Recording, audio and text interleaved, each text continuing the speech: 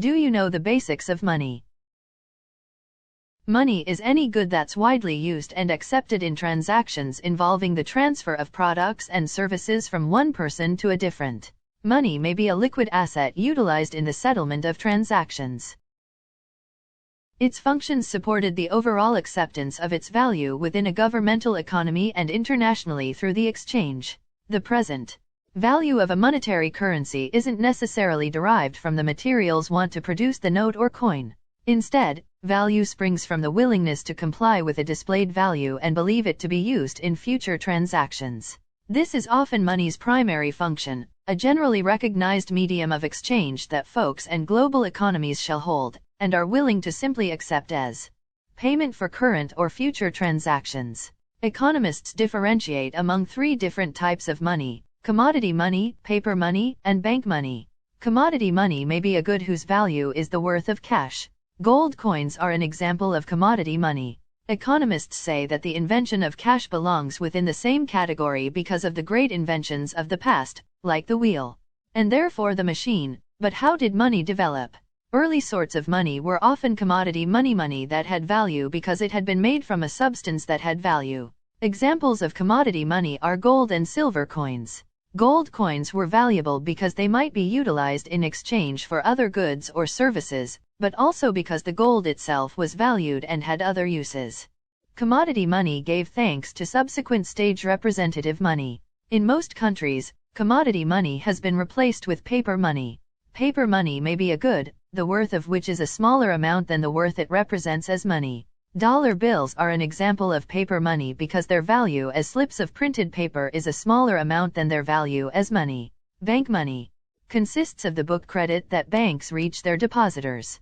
Transactions made using checks drawn on deposits held at banks involve the utilization of bank money. Functions of cash money is usually defined in terms of the three functions or services that it provides.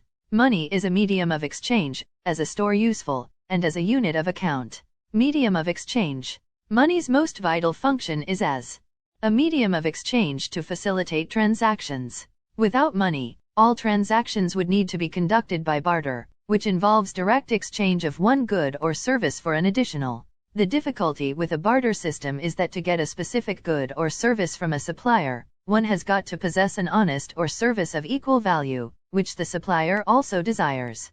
In other words, during a barter system, the exchange can happen as long as there's a double coincidence of requirements between two transacting parties. The likelihood of a double coincidence of requirements, however, is little and makes the exchange of products and services rather difficult. Money effectively eliminates the double coincidence of requirements problem by serving as a medium of exchange that's accepted.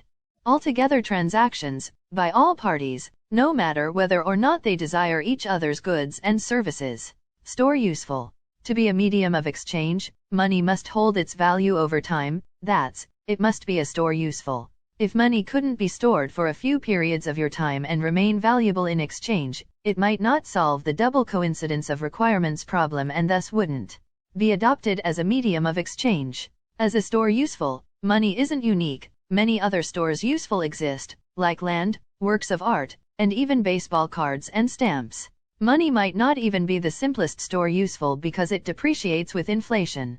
However, money is more liquid than most other stores useful because as a medium of exchange, it's readily accepted everywhere. Furthermore, money is an easily transported store useful that's available during several convenient denominations.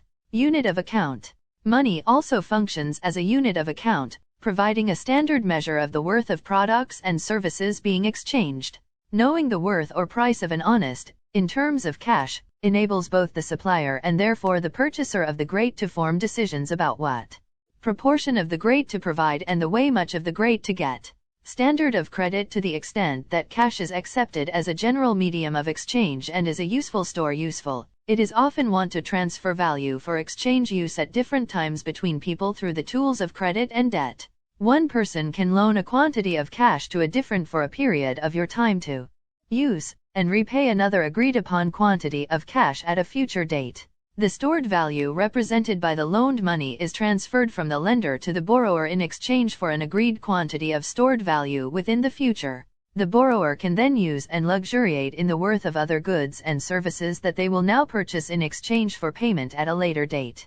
The lender in effect is in a position to loan the present use of real goods and services, which he doesn't himself originally possess, to the borrower. The sellers of the products are ready to receive payment for his or her goods now, rather than loaning the products onto the borrower in hope of future return or repayment.